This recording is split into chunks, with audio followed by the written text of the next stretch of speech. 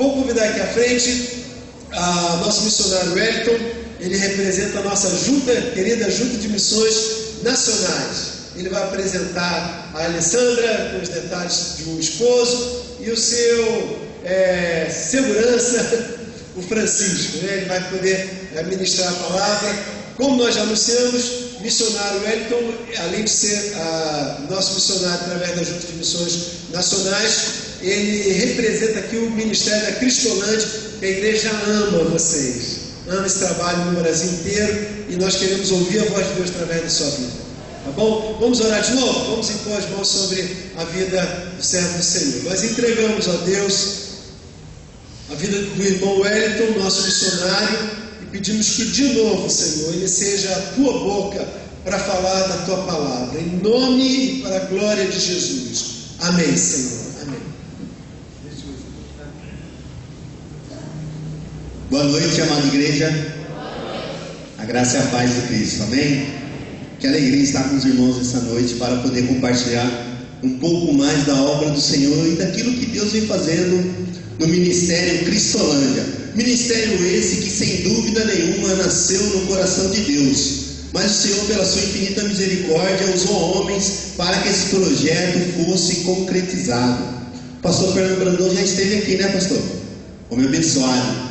Pastor Fernando Brandão estava no congresso missionário lá na primeira igreja batista de São Paulo. E ele resolveu ir andando. Ele estava hospedado próximo à igreja e ele resolveu ir andando até a primeira igreja de São Paulo. E lá no centro de São Paulo, as ruas quase todas iguais, cheias de prédio.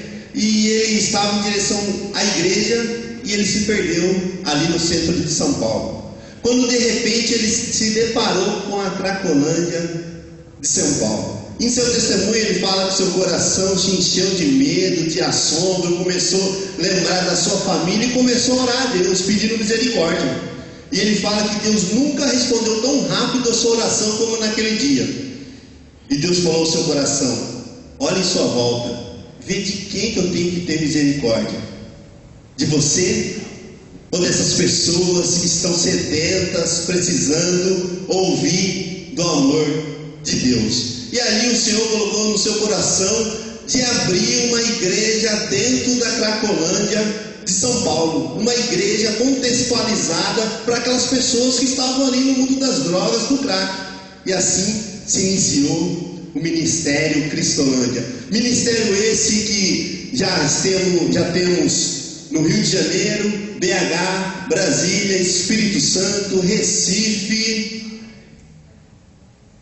Rondônia vai inaugurar o mês que vem. E os planos de Deus, é claro, e a Junta de Missões Nacionais está com um projeto visionário de colocar uma Cristolândia em todas as Cracolândias do Brasil inteiro.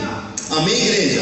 Vou repetir: o plano de Deus é colocar uma Cristolândia em todas as Cracolândias do Brasil inteiro para a glória de Deus. Eu quero apresentar um pouco do Ministério Cristolândia Rio de Janeiro, ministério esse que nós estamos inseridos.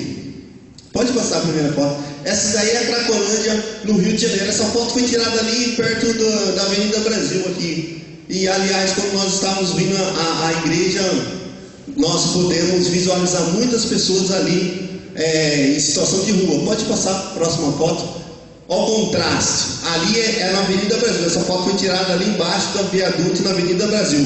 De um lado a Cracolândia, do outro lado a Cristolândia. Nós estávamos fazendo uma ação missionária. Nesse dia nós levamos alimentação, água e conseguimos, pela misericórdia de Deus, resgatar algumas pessoas que estavam ali nas trevas. Pode passar? No estado do Rio de Janeiro há mais de 8.000 pessoas em situação de rua. 8.000 pessoas que estão à margem da sociedade só no estado do Rio de Janeiro. Pode passar a próxima foto. 90% deles já frequentaram nossas igrejas. Algum pode ser que já até entrou dentro dessa igreja, da primeira igreja batista de Paciência. Muitos deles conhecem a palavra. Pode passar? Muitos deles conhecem a palavra do Senhor. Esse daí já é a porta da Cristolândia, ali na central do Brasil. Eu não disse, pessoal, mas eu sou de Araraquara. do interior de São Paulo, sou caipira, por isso que eu falo porta, porteira, porquê. E aí é a porta da missão, ali na Central do Brasil, bem próximo daqui. Pode passar? Aí já é o culto das 9 horas, todos os dias. A missão está passando por uma reforma nesse momento, vai ficar uns 15 dias a um mês parado, mas todos os dias nós realizamos culto ali para aquelas pessoas que estão nas ruas. Aí nós realizamos o primeiro culto às 9 horas da manhã. O culto tem que ser rápido, evangelístico, dinâmico. Não podemos demorar no culto, senão eles acabam dormindo ali dentro da missão. Após o culto nós damos o café da manhã. Diariamente são oferecidos de 100 a 150 cafés da manhã ali na Central do Brasil. Pode passar? Aí depois do café da manhã nós começamos todo o serviço social. O corte de cabelo, o banho feminino, o banho masculino. Pode passar? Ao período da manhã, a missão fica assim, super lotada. Para vocês terem uma ideia, eu não sei, eu acho que a missão deve dar 1/3 dessa igreja. Então, chega a hora que a gente não consegue transitar ali na Cristolândia. Muitas pessoas que chegam até nós que estão nas ruas. Pode passar a próxima foto? Crianças, meus amados irmãos e irmãs, muitas crianças nós vemos ali no centro do Rio de Janeiro, e isso é uma coisa que corta muito meu coração. Crianças recém-nascidas na rua, à mercê da sorte. De um lado é a despensa da Cristolândia. Mensalmente nós gastamos 4 toneladas de alimentos só para sustentar o Ministério Cristolândia aqui no estado do Rio de Janeiro. Nós temos 7 espaços aqui no estado do Rio de Janeiro, Cristolândia. Pode passar a próxima foto. Aí ao meio-dia nós fazemos outro culto evangelístico, rápido, dinâmico. Após o culto nós fornecemos o almoço. São mais ou menos 100 almoços todos os dias que nós, pela misericórdia de Deus, damos ali na Central do Brasil. Pode passar a próxima foto. É o culto da meio-dia, a foto foi invertida. Pode passar. Triagem. Legal. Quando depois do almoço, aqueles que sentem a vontade de sair das ruas, das drogas, aí nós conversamos com ele, fazemos a triagem dele. Se ele realmente quiser sair das ruas, se ele realmente quiser um tratamento, ele passa a ser residente dentro do ministério. Aí ele começa a ser o nosso aluno e nós começamos a trabalhar com ele. Tirar a droga dele aparentemente é fácil. O difícil é você pegar aquele homem, trabalhar no caráter, trabalhar no espiritual, a baixa autoestima. A droga é a ponta do iceberg. Pode passar a próxima foto. O discipulado. Na parte da tarde nós trabalhamos com o discipulado. Na parte da manhã nós cuidamos das pessoas em situação de rua. E na parte da tarde nós cuidamos dos nossos alunos, que é aqueles que a gente conseguiu resgatar das ruas. Pode passar. Batismo. Batismo é uma das horas mais gratificantes para a gente que trabalha ali, que está inserido dentro do Ministério Cristolândia, porque nós vemos como que ele chega até nós, literalmente destruído por causa do pecado, e ali ele começa a ser discipulado, entende o plano de salvação, aceita Jesus, e ali eles vão para o batismo e dizem publicamente que está morrendo um novo homem e nascendo um novo homem para a glória de Deus. Pessoas transformadas pelo poder do Evangelho de Cristo. Pode passar a primeira foto. A Rebeca é a criancinha que está no colo. A Rebeca e sua mãe, ela está lá em Talva. Nós temos uma casa que nós acolhemos filhos do crack. Aquelas mulheres que estão nas ruas com seus filhos nas ruas, nós também ajudamos elas. Nós acolhemos.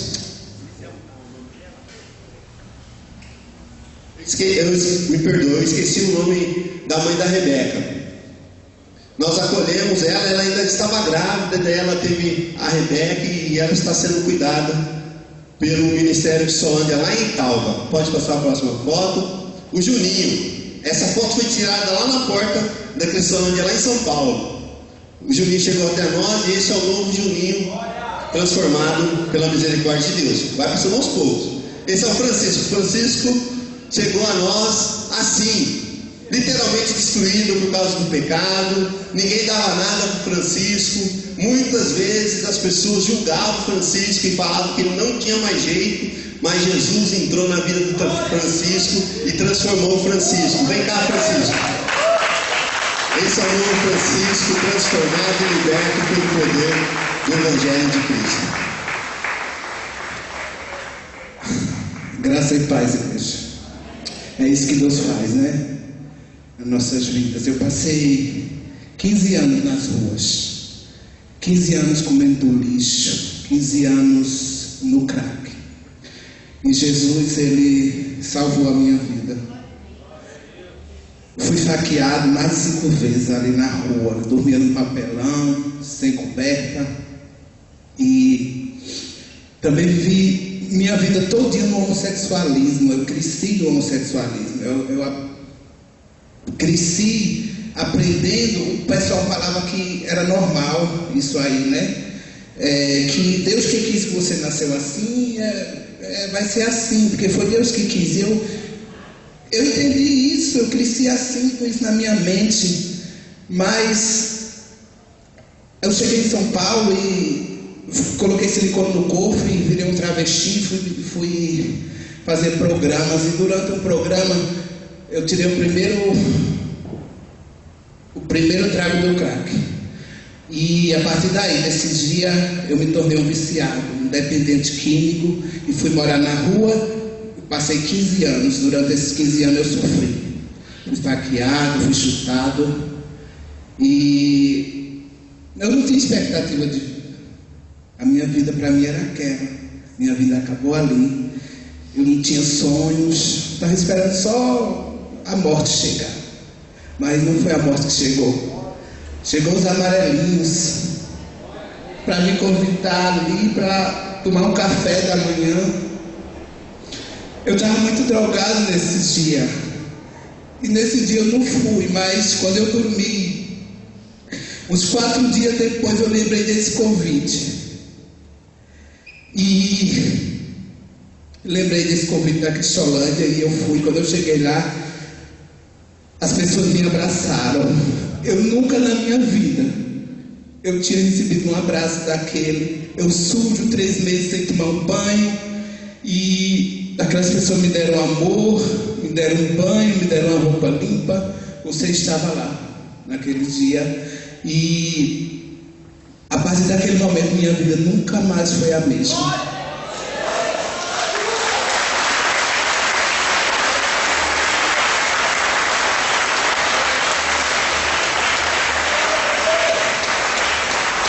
Aí eu conheci a verdade. Só aquela verdade me libertou, que foi o Senhor Jesus Cristo. Quando eu conheci a verdade, eu descobri que eu vivi uma mentira na minha vida. O homossexualismo é uma mentira, a droga, o crack é uma mentira, a pinga é uma mentira. E eu entendi que Jesus me tirou dali, daquele lugar, para que outras pessoas sejam salvas. Outros travestis, outros homossexuais fossem salvos. Hoje eu tenho a plena convicção que eu sou um homem lavado e remido pelo sangue do Cordeiro. Amém.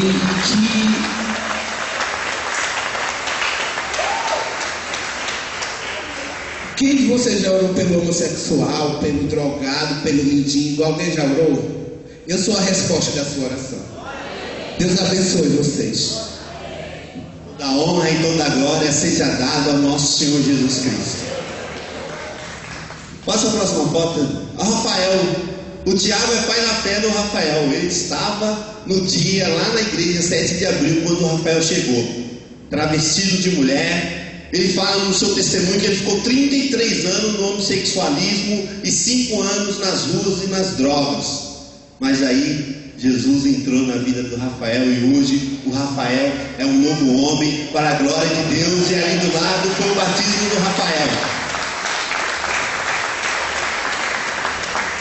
Pode passar a próxima foto. A Josiane também, nós tiramos também muitas mulheres, algumas mulheres nas ruas também. A Josiane, quando ela chegou, a Josiane, meses depois do seu tratamento. Pode passar. A Moara, meus irmãos, minhas irmãs, ela é filha ela é filha de família cristã. Sabe qual que é o pior? A Moara é filha, seus pais são da Igreja Batista. Por algum momento a Moara se perdeu ali. A Moara é de Brasília, ela até ajudava a Cristolândia de Brasília, adotando um ministério, só que daí a Moara conheceu um homem no qual ela se encantou, se apaixonou. Esse homem veio para o Rio de Janeiro. A Moara veio atrás desse homem. Quando ela chegou aqui no Rio de Janeiro, ela viu que esse homem que ela gostava e amava estava com outra mulher.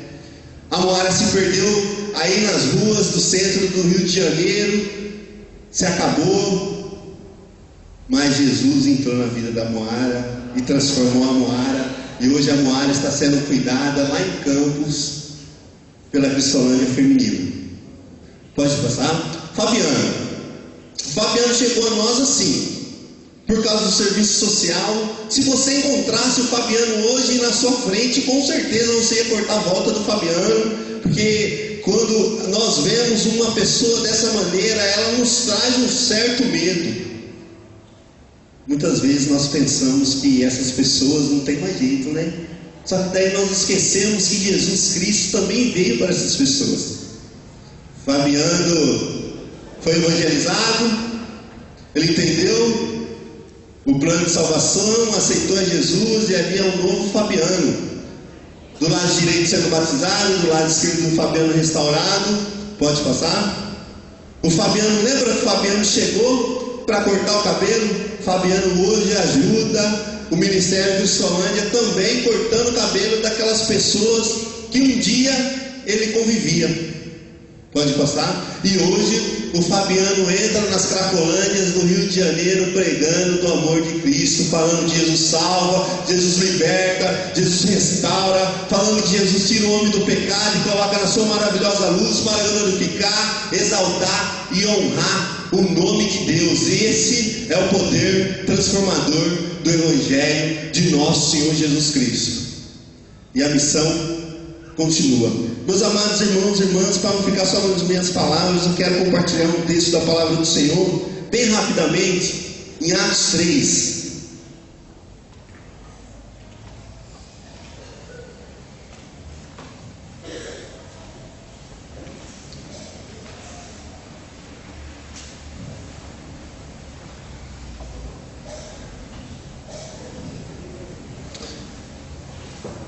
A palavra de Deus diz assim: Pedro e João subiam ao templo para a oração da hora nona, e era levado um homem coxo de nascença, o qual punha diariamente à porta do templo chamada Formosa, para pedir esmola aos que entravam. Vendo ele, Pedro e João, que iam entrar no templo, implorava que lhe desse uma esmola. Pedro, fitando juntamente com João, disse: olha para nós. E ele os olhava atentamente, esperando receber alguma coisa. Pedro, porém, lhe disse: eu não possuo nem prata e nem ouro, mas o que eu tenho, isso eu te dou. Em nome de Jesus Cristo, o Nazareno, anda. E, tomando pela mão direita, o levantou. Imediatamente seus pés e tornozelos se firmaram.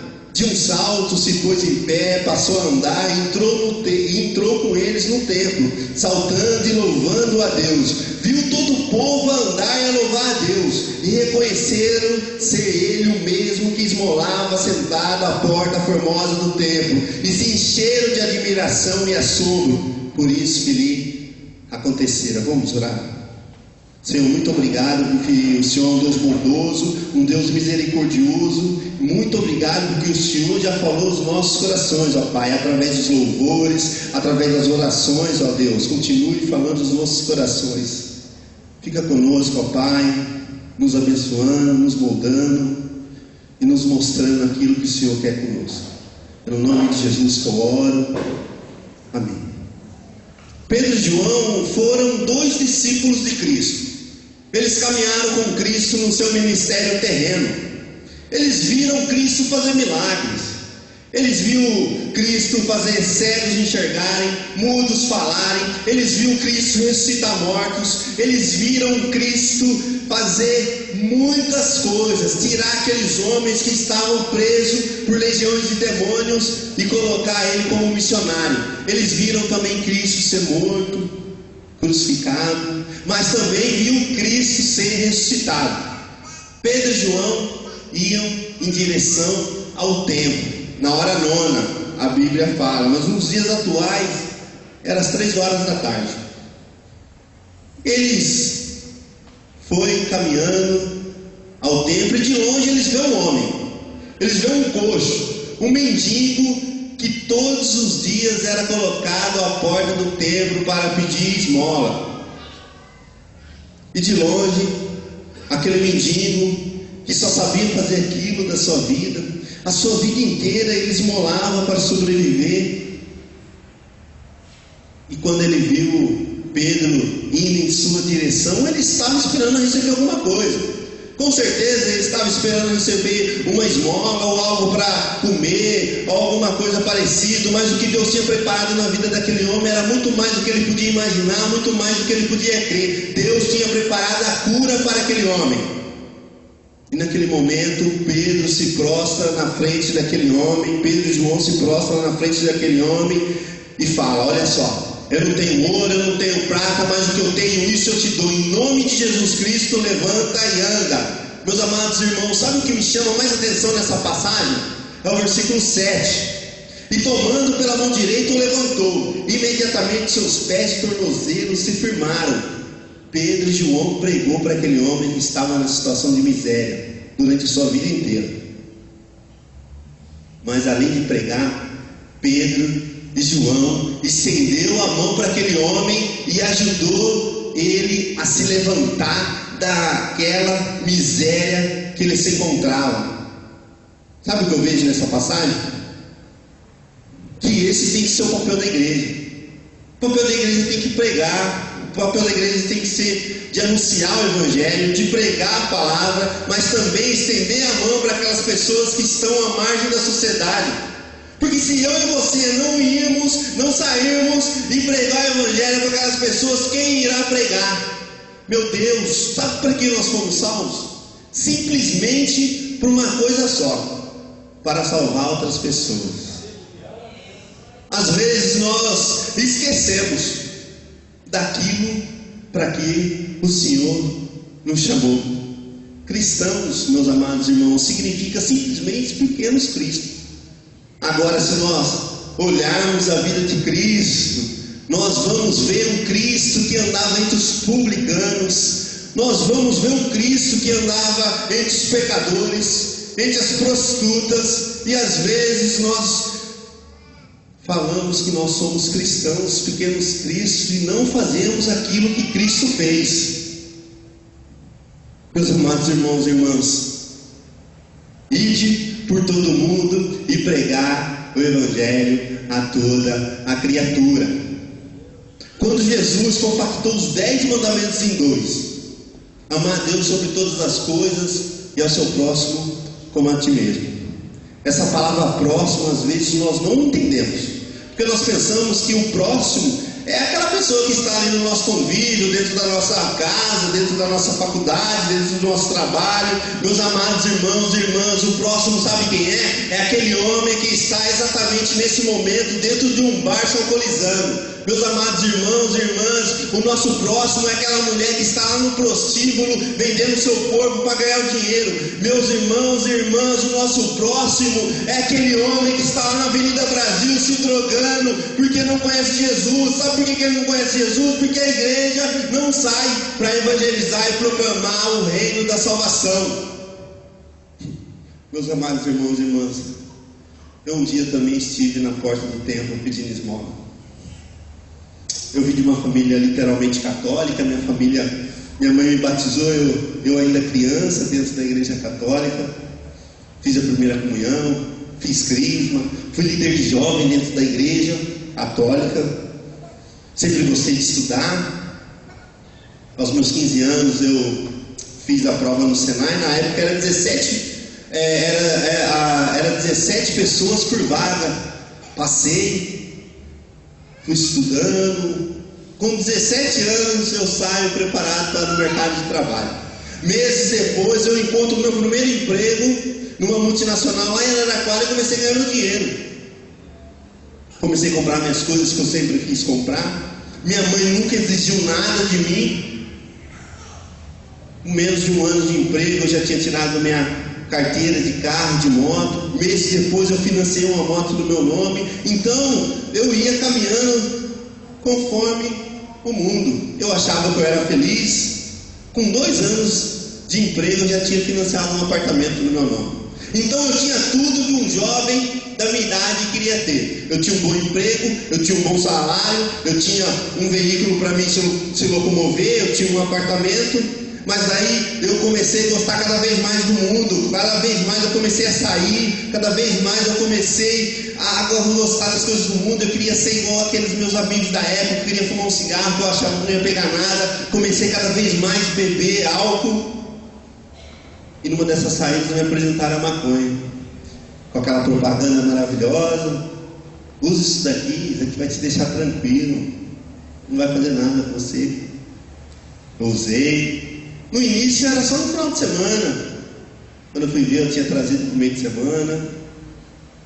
Meses de uso, eu estava usando maconha todos os dias da semana. Eu usava para ir trabalhar, eu usava no almoço do trabalho, eu usava quando eu estava retornando para casa. Eu ainda conseguia manter minhas dívidas, ainda conseguia ter a minha vida social. E nessas saídas da vida me apresentaram a cocaína também, com aquela mesma propaganda: isso daqui vai te deixar você mais potente, vai tirar sua timidez. Eu, curioso, fui, usei, gostei. No início era só no final de semana, igual a maconha. Quando eu fui ver, o meu dinheiro todo era para manter o meu vício. Chegou um determinado ponto que eu não tinha mais como pagar minhas dívidas, minhas contas, tive que entregar minha moto. Meses depois o banco veio, tomou meu apartamento, e aquele jovem promissor estava se decaindo.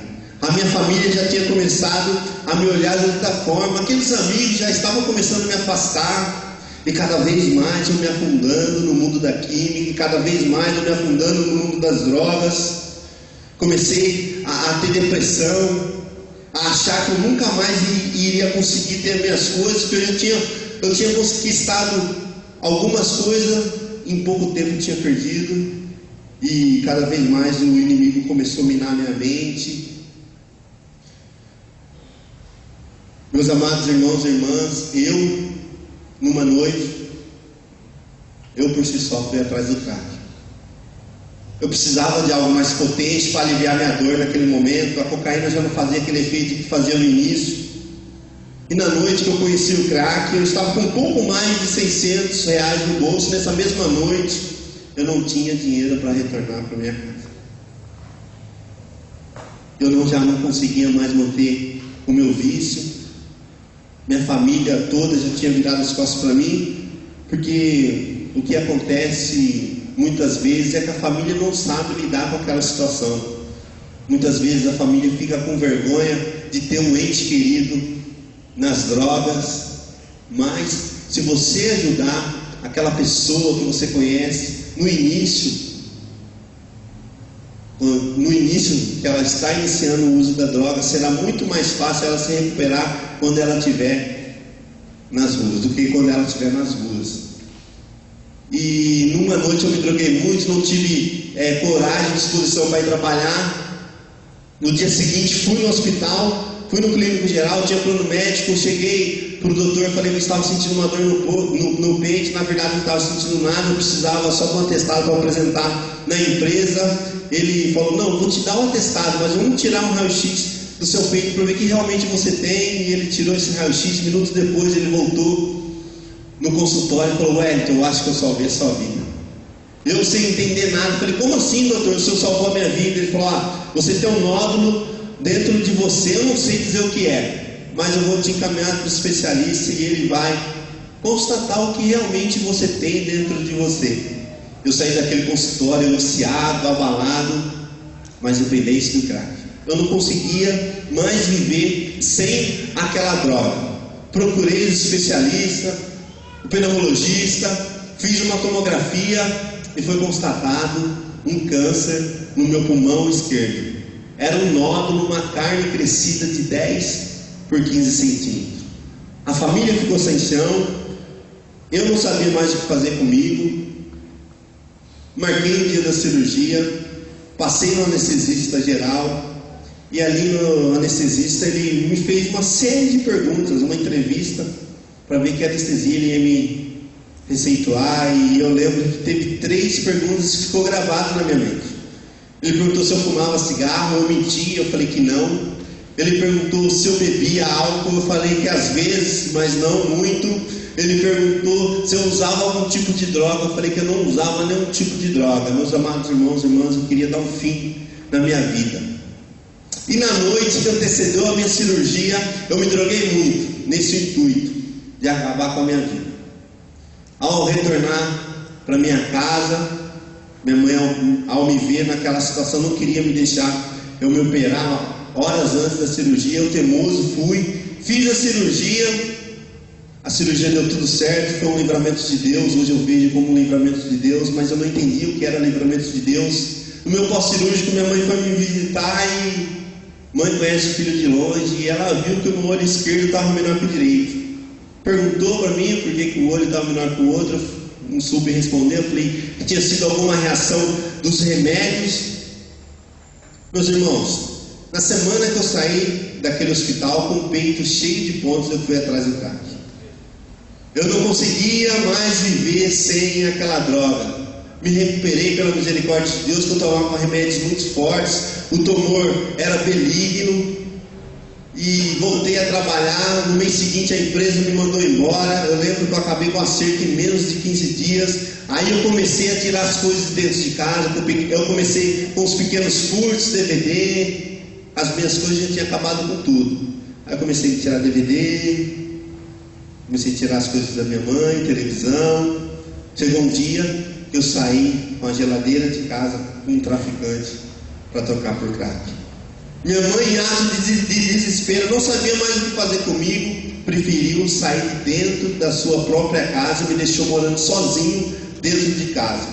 Eu lembro que eu cheguei a dormir no papelão dentro da minha própria casa. Os fios de força eu tirei, queimei e vendi no ferro velho para usar o crack. Num dia de manhã eu acordei, olhei para o espelho e vi que o meu olho nunca tinha voltado ao normal. Na minha mente pequena, eu voltei lá naquele anestesista e não queria me receber. Eu fiz uma briga lá no consultório, na recepção. Ele me recebeu e ele perguntou o que eu queria. Eu falei: doutor, meu olho não voltou ao normal, ficou caído. Aí ele falou: era visível que eu era um dependente químico. Ele falou: você bebe, não bebe? Eu falei: eu bebo, doutor. Você fuma cigarro, não fuma? Fumo cigarro. Ele foi bem reto na pergunta: você usa que tipo de drogas? Aí não teve como eu esconder. Eu falei: eu uso cocaína, maconha, mas eu gosto mesmo do crack. Ele olhou para mim espantado e falou: veja só, junto com a química do crack, junto com a química da anestesia geral, ou era para você ter ficado uma sequela muito grande no seu organismo, ou ter tido uma parada cardíaca na mesa de cirurgia. Eu não entendia o que era livramento de Deus. Saí daquele consultório aliviado, mas querendo usar o crack. Já não tinha mais da onde tirar dinheiro, já não tinha mais da onde roubar nada. Fui até aqueles traficantes que sempre comprei droga no dinheiro. Cheguei até eles e falei que eu precisava de 100 reais de droga para mim vender. Como um usuário vai vender droga? Eu consumi aquela droga daquele traficante e ele começou a me cobrar. E eu comecei a enrolar ele: amanhã eu te pago, mais tarde eu te pago. E num sábado eu estava com muita fome, não tinha nada para comer dentro de casa. Fui no bairro ao lado, até a casa da minha tia, a única ainda que abriu as portas para mim. Pedi esse prato de comida, ela me deu esse prato de comida. E quando eu fui sair de dentro da casa da minha tia, já tinha anoitecido. Ela falou: não, hoje você dorme aqui. Estava nublado. E ela falou: não, hoje você dorme aqui, porque se você tomar essa chuva, sua saúde já está debilitada, você vai piorar. Ela trancou as portas, escondeu as chaves. Eu dormi na casa da minha tia naquela noite. No domingo de manhã, quando eu retornei para minha casa, eu vi aquela cena. Os portões todos arrebentados, os vidros da sala e da cozinha todos estourados, os traficantes arrombaram a porta da cozinha, entraram dentro da minha casa e botaram fogo naquele papelão que eu dormia. Se eu estivesse na minha casa naquela noite, eles tinham me matado. Eu entrei em ato de desespero, não sabia mais o que fazer comigo. Liguei para minha mãe sem querer vir ver, veio, que mãe é mãe. Ela, sem saber o que fazer comigo, ficou mais desesperada do que eu, me levou até Araraquara e me comprou uma passagem para mais longe que ela pudesse. Ela comprou uma passagem para São Paulo. Ali eu olhei para minha mãe, chorando, angustiado, falei: mãe, não conheço ninguém naquela cidade, o que eu vou fazer lá? Minha mãe olhou para mim e falou: filho, eu prefiro ver você morrer longe de mim do que eu ver te matarem aqui. Me deu R$10 para mim se alimentar quando chegasse em São Paulo. Entrei naquele ônibus, parei na rodoviária de São Paulo, saí da rodoviária, aqueles R$10 que ela me deu para mim comer. Eu queria usar o crack, queria usar a droga. Conheci um morador de rua, aonde ele me conduziu até a Cracolândia de São Paulo. Ali na Cracolândia de São Paulo eu vivi durante 1 ano e 10 meses da minha vida. Eu vivi naquele contexto ali, eu comi do lixo, eu vi muitas pessoas morrerem na minha frente, crianças de 5, 6, 7 anos se prostituírem por causa do crack, idosos se humilhando para traficantes para usar o crack. Eu cheguei a me prostituir ali no centro de São Paulo para sustentar o meu vício. E na minha limitação que eu tinha com Deus, eu sempre falava para Ele tirar a minha vida, que eu já não queria mais viver, não tinha mais sentido o porquê viver. E num dia de manhã começou a correr um boato na Cracolândia que tinha uma igreja que estava dando café da manhã. Eu fui até essa igreja, era a Cristolândia. No início eu frequentava a Cristolândia por causa do serviço social. Eu frequentei a Cristolândia durante 2 meses por causa do serviço social. Mas um dia eu entrei pelas portas da Cristolândia e no fundo tem um banner que diz assim: e conhecereis a verdade, e a verdade vos libertará. O pastor Humberto estava pregando sobre o demoniado de Gadareno. Eu entendi a mensagem. Ele fez o apelo, eu aceitei a Jesus. Isso era maio de 2010. Em agosto de 2010 eu estava sendo batizado para a glória de Deus. No mês seguinte eu já tinha entrado em contato com a minha mãe e falado do que Deus estava fazendo na minha vida, a transformação que Deus tinha realizado em mim. Mas ela queria ver, porque muito eu fiz daquela mulher sofrer. Eu retornei lá para Araraquara, e no dia que eu cheguei na minha cidade, eu fui descendo a rua de casa, minha mãe estava lá naquele portão, me esperando, naquela mesma casa que os traficantes entraram. Ela tinha feito uma pequena reforma e voltado a morar lá. E ela estava lá no portão me esperando. E quando ela me viu descendo a rua de casa, ela veio correndo ao meu encontro, me abraçou, me beijou e falou: filho, você me perdoa? Na verdade, era eu que devia pedir perdão para aquela mulher do que eu tinha feito na vida dela. E ali, Deus novamente deu a minha família de presente de volta. E Deus começou a me abençoar de tal maneira, pastor, aos olhos humanos, igreja, aos olhos humanos é impossível. É impossível aos olhos humanos. Um dependente químico, um cracudo, como dizem aqui no Rio de Janeiro, um prostituto, uma pessoa que está à margem da sociedade, no meio da Cracolândia, sair das ruas em maio de 2010 e em fevereiro de 2011 colocar seus pés dentro de uma faculdade batista teológica. Aos olhos humanos isso é impossível, mas aos olhos de Deus que nós cremos, tudo é possível. Deus fez isso na minha vida, meus irmãos. Me tirou das ruas em maio de 2010. Toda honra e toda glória seja dada a Deus. Em fevereiro de 2011, eu estava colocando meus pés dentro de uma faculdade batista teológica. No mês seguinte, eu já entendi logo que namoro de crente a gente começa orando. Comecei a orar. A Alessandra, minha esposa, formada em letras, era voluntária lá na Cristolândia de São Paulo. A gente se conheceu, eu comecei a orar, Deus confirmou. No meio do ano de 2011, nós noivamos e no dia 17 de dezembro de 2011, Deus nos abençoou com uma cerimônia linda de casamento na primeira igreja batista de São Paulo. E nós estávamos bem ali em São Paulo, a Alessandra dando aula, terminando seu curso de teologia, eu entrando no segundo ano na faculdade teológica, quando recebemos o convite de vir para o Rio de Janeiro ajudar a Cristolândia Rio. Meus irmãos, eu confesso para vocês que no primeiro momento eu relutei com Deus. Falei, Senhor, eu não vou. Eu estou bem aqui em São Paulo, estou dentro do ministério que me tirou das ruas, estou na faculdade, estou bem localizado, graças a Deus nós ganhamos tudo para a nossa casa, e orando com Deus, brigando com Deus, mas quando a gente briga com Deus a gente sempre perde. E Deus me fez lembrar lá aquele dia que eu aceitei Jesus, que eu disse assim: não seja feita a minha vontade, mas sim a sua vontade sobre a minha vida. Eu entendi a voz de Deus.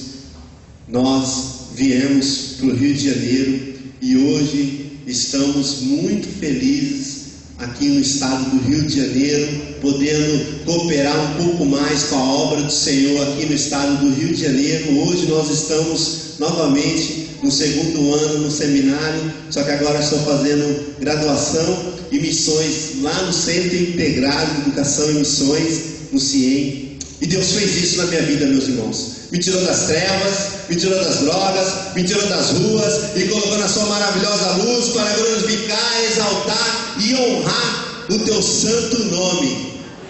Glória a Deus. O vídeo, por favor.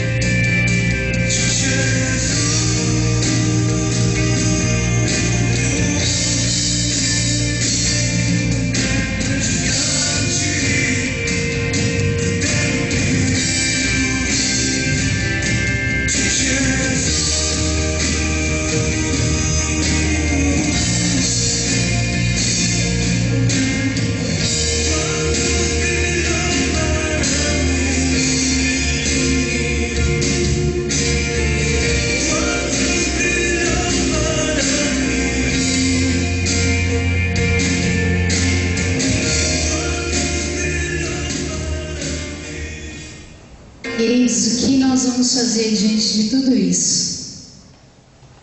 Nunca essa situação das drogas esteve tão próxima de nós. Houve o tempo onde, quando a gente falava de um dependente químico, de um usuário de droga, de um morador de rua, essa realidade estava lá longe. A gente via lá na televisão, a gente via naquelas famílias totalmente desestruturadas.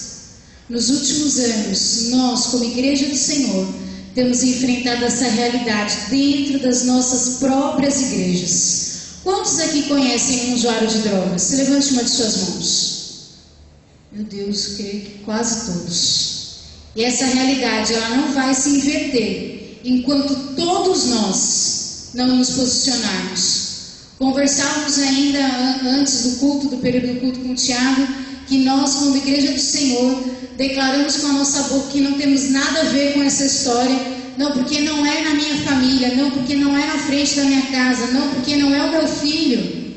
Quando nós tomamos a decisão de não participar dessa briga, nós não estamos simplesmente deixando de fazer algo, nós estamos recuando. Quando a palavra do Senhor nos ensina que a responsabilidade é nossa, o privilégio é nosso, e que as portas do inferno não prevalecem quando a igreja avança. O que eu e você vamos fazer? O testemunho do Wellington, do Francisco, são dois testemunhos de tantos e tantos outros do que o Senhor tem feito nos dias de hoje. Porque o nosso Deus é o mesmo Deus de ontem, hoje e para sempre, amém? O Deus que você veio se reunir aqui nessa noite, nesse momento agradável, como o pastor disse, que visão bacana de ter um local, um espaço agradável para que eu e você pudéssemos nos encontrar com os nossos irmãos e adorar o Senhor. Esse Deus que nós viemos aqui nessa noite cultuar é um Deus vivo, que deixou toda a sua glória e veio e habitou entre nós para morrer no meu lugar, no seu lugar. Nós também comentávamos antes do culto, nós somos salvos mediante a nossa fé em Jesus Cristo. Mas não fomos salvos para ficarmos de domingo após domingo, ou então de uma programação especial aqui e outra programação ali. Diga-se de passagem, programações feitas somente para nós que já somos crentes. Nós somos salvos para ser luz, nós somos salvos para ser sal. E como é triste ter que falarmos nas igrejas, queridos, e tentarmos fazer com as nossas forças o que cabe ao Espírito Santo de Deus, e Ele tem feito, mas nós temos endurecido os nossos corações. Nós não precisaríamos vir às igrejas falar que é tempo de trabalhar, que é tempo de arregaçar as mangas. Não seria necessário se realmente nós tivéssemos a disposição do Senhor, porque a maior estratégia missionária para alcançar vidas é a nossa disposição. O Wellington foi generoso quando ele disse que a Cristolândia é 1/3. A Cristolândia, eu acho que é só esse pedacinho aqui, ó. A parte do atendimento mesmo, né, Tiago? A parte do atendimento mesmo é só esse pedacinho ali, ó. Porque o Senhor precisa apenas da nossa disposição. Qual foi a última vez que você permitiu, arregaçou suas mangas para levar uma vida até Cristo? Qual foi a última vez? Aí você pode virar assim para mim e falar: Alessandra, mas eu prego com a minha vida. Glória a Deus, mas qual foi a última vez que você abriu a sua boca e falou: a minha vida é assim, porque Jesus Cristo me salvou? É isso que nós precisamos. Nós precisamos ter a consciência que Jesus vai voltar. Queridos, Jesus vai voltar. O dia de hoje não pode ser igual ao de amanhã, o de amanhã não pode ser igual depois de amanhã, porque Jesus virá buscar a sua igreja e nós prestaremos conta daquilo que nós estamos fazendo com a salvação que Ele nos entregou. O Ministério Cristolândia é um ministério resposta de Deus. Mas a intenção não é somente abrir cristolândias, a intenção é que as igrejas se tornem realmente cristolândias. As igrejas precisam ser cristolândias. E senão, o que a igreja é se não cristolândia? Você pode ajudar, mas essa igreja ama Cristolândia, não tenho dúvida disso. Essa igreja ajuda a Cristolândia, mas você e eu podemos fazer mais. Essa palavra é para mim. Eu posso fazer mais, você pode fazer mais. A forma mais fácil eu digo que é a financeira. E eu, pastor, não tenho problema em falar de dinheiro em igreja, porque nós louvamos a Deus, porque nós fazemos parte de uma denominação transparente em suas finanças. Nós louvamos a Deus, que Deus tem permitido em nosso meio pastores, líderes, juntas de missões nacionais, que são instituições transparentes, de pessoas que cuidam, que são diligentes no dinheiro, que não roubam como a gente vê muitos por aí, que não juntam riquezas, mas que investem na obra. Então você pode participar financeiramente desse projeto. Há muito tempo atrás tinha sido feita uma estimativa de mais de R$200 mil para sustentar as cristolândias pelo Brasil, somente para despesas básicas, aluguéis, contas de água, de luz. Só no estado do Rio de Janeiro são 7 espaços diferentes chamados Cristolândia. Então você pode ajudar financeiramente. Faça um compromisso, faça um desafio, querido. Não é para você dar para o Senhor que está sobrando. Ah, está sobrando, então eu vou lá dar, só para não ficar com a minha consciência limpa, dizer que eu estou apoiando um projeto. Não, não é caridade, querida, é você fazer parte da salvação de vidas. Adote o projeto financeiramente. A gente tem esse folheto aqui, ó. Você pode pegar com a gente no final do culto, preencher e mensalmente saber que seu dinheiro está lá. Estou investindo em vidas, estou investindo em transformação de vidas.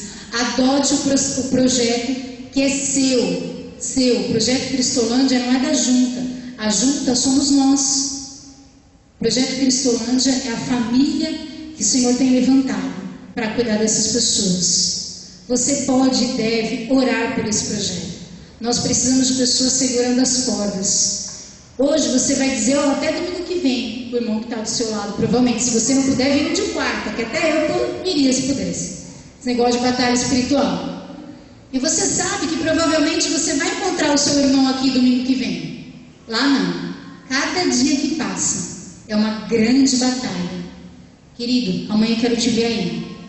Querido, amanhã eu quero te ver aí. Aguenta firme. Aí às vezes no outro dia a gente vai lá e ele está lá, firme. Alguns caem, depois voltam, e a gente busca, e a gente abraça.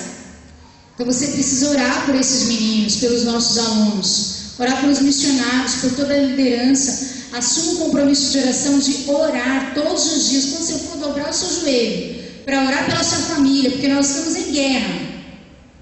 Quando você for dobrar o seu joelho para orar pelos seus filhos, pelos seus pais, ore por nós. Ore para aqueles pelos que o Senhor tem salvado, tirado das suas, e pelos milhares que ainda estão nas suas, e que o Senhor os ama tanto, assim como a mim e você. E você pode ir até a Cristolândia. A Cristolândia mais perto daqui, eu não sei se é a central, Tiago? É a central. O irmão até comentou que ia levar um grupo de jovens lá. Você pode ir na Cristolândia, de repente você trabalha no centro. Você pode ir lá, o coral, e que coisa linda esse coral. Pode marcar um dia, o coral vai lá cantar para os meninos. Um coral como esse tem que estar na rua. Um grupo de louvor como esse tem que estar na rua. As irmãs, queridas irmãs, senhoras, vai lá na Cristolândia. Você precisa ver a alegria dos meninos quando as senhoras vão lá. Vão fazer bolinho de chuva, vão fazer pastelzinho, vão dar um abraço neles de mãe. Como o Francisco disse, que nunca tinha recebido um abraço. Irmãs queridas, vão lá na Cristolândia abraçar aqueles meninos.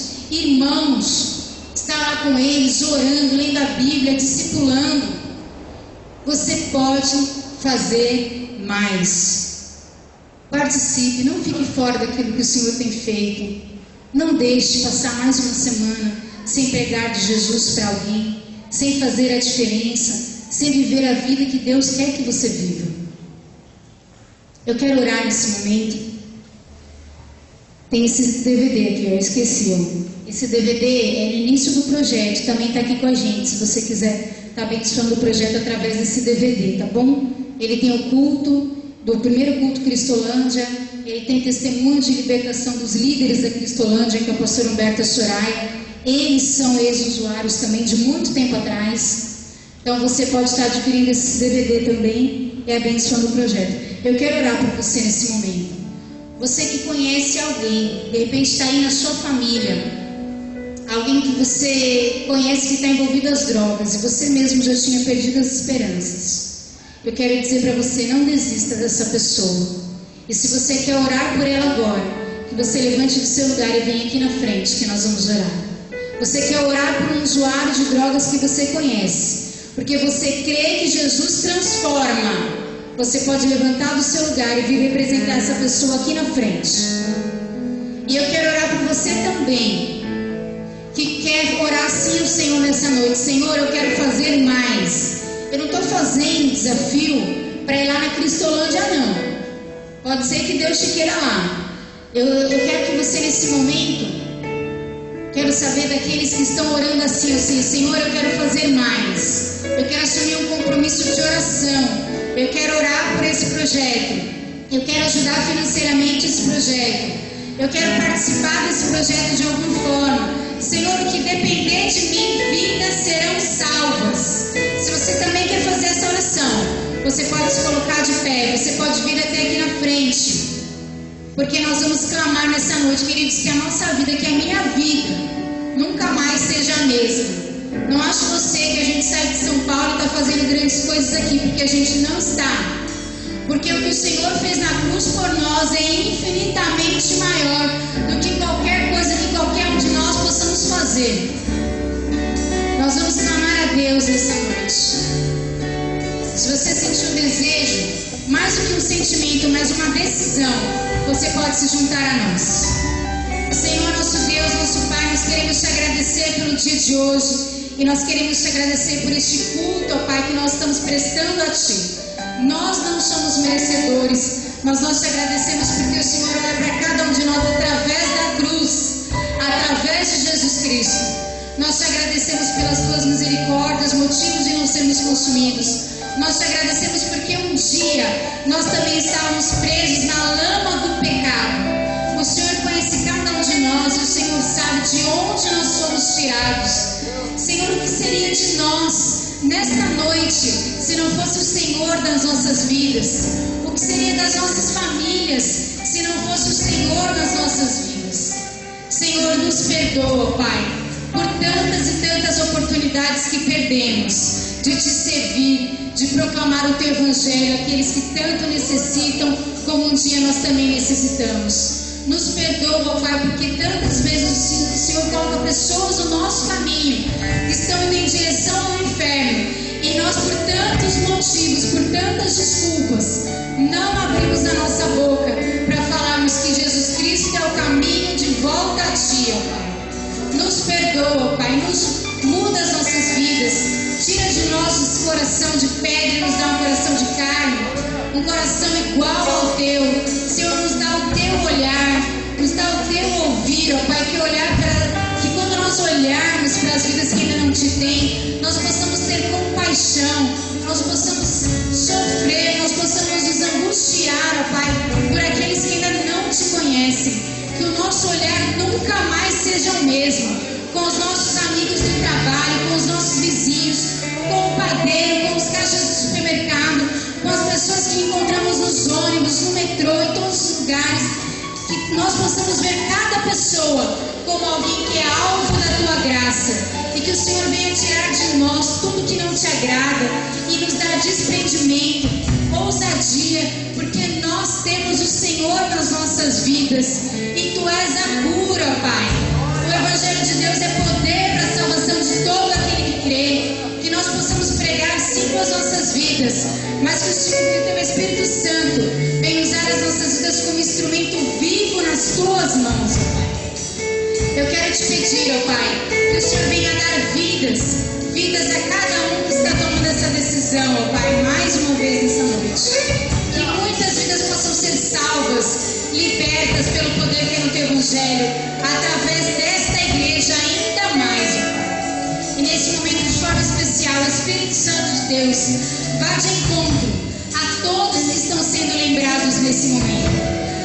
onde eles estiverem, ó Pai, usuários de drogas, seja a droga que for, pessoas que estão afastadas do teu evangelho, filhos, netos, pais que estão lá longe da tua presença, presos a vícios, ó Pai. Maior é o Senhor que está em nós do que aquele que está no mundo, ó Pai. E nós, como teus filhos, estamos nos posicionando, ó Pai, clamando pelo teu agir. Espírito Santo de Deus, convence do pecado, da justiça, do juízo. Deus de amor, ó Pai, nosso Pai, envolve essas pessoas com o teu amor, constrange-as com o teu amor, Senhor. Envia os teus anjos guerreiros, ó Pai, em favor de cada uma dessas vidas, e que as vidas que estão aqui possam ter a sua fé acrescentada, as suas forças renovadas, e elas sejam um canal de libertação para a vida de cada uma dessas pessoas que estão sendo aqui, ó Pai. Lembradas que nós cremos no teu poder, em teu nome que nós estamos reunidos nessa noite, ó Pai. Muito obrigado, ó Pai. Muito obrigada pela tua morte e ressurreição. Muito obrigada pelo teu mover, pelo teu cuidado, pelo teu carinho, ó Pai, com as nossas vidas. Muito obrigado porque o Senhor nos alcançou, ó Pai. Senhor, abençoa esta igreja, ó Pai. Que a tua bênção esteja sobre cada família aqui representada, ó Pai. Abençoa ainda mais a vida do pastor, de toda a liderança, de todos os ministérios, ó Pai. Que realmente essa igreja viva cada dia mais um tempo do Senhor para este local. E que toda essa região, que toda essa comunidade, ó Pai, saiba que essa igreja serve um Deus vivo e verdadeiro, ó Pai. Que essa comunidade, que existem lugares, inclusive, que são um pouco perigosos, ó Pai, aos olhos humanos, mas que teu Espírito chegue em cada um desses lugares e que esses lugares sejam transformados pelo poder que há em Ti. E que essa igreja possa, inclusive, promover vigílias e vigílias de adoração com todo este povo aqui em volta. Porque este lugar, ó Pai, que ele não seja mais conhecido como um local talvez perigoso, mas como um local, um celeiro de missionários, de pastores, de servos teus, um local de 24 horas de adoração, para que o seu nome seja honrado e glorificado, ó Pai. Em nome de Jesus. Amém. Meus irmãos, antes da gente sentar, nós estamos fechando o nosso programa. Eu estou aqui, Alice, localizado ali com a minha esposa, e o Lucas está meio de quebra, né? Ele nem sabe o que está acontecendo. Mas nós estamos dizendo ao Senhor que nós queremos que essa semana seja marcada com a grande mão de Deus, me dando a oportunidade de servi-lo. Eu oro que você esteja aqui também para isso. Agora você que está em pé entre nós, desejando que essa semana seja uma semana em que você seja mais ainda usado por Deus aonde Deus te levar. Amém? Nós não temos camisas amarelinhas, mas nós temos a cor do sangue de Jesus. Isso nos identifica como servos, como obreiros dele. Que você tenha uma semana muito boa para usá-la para a glória de Deus. Viva para a glória de Deus. O que você fizer, que seja para a glória de Deus. Amém?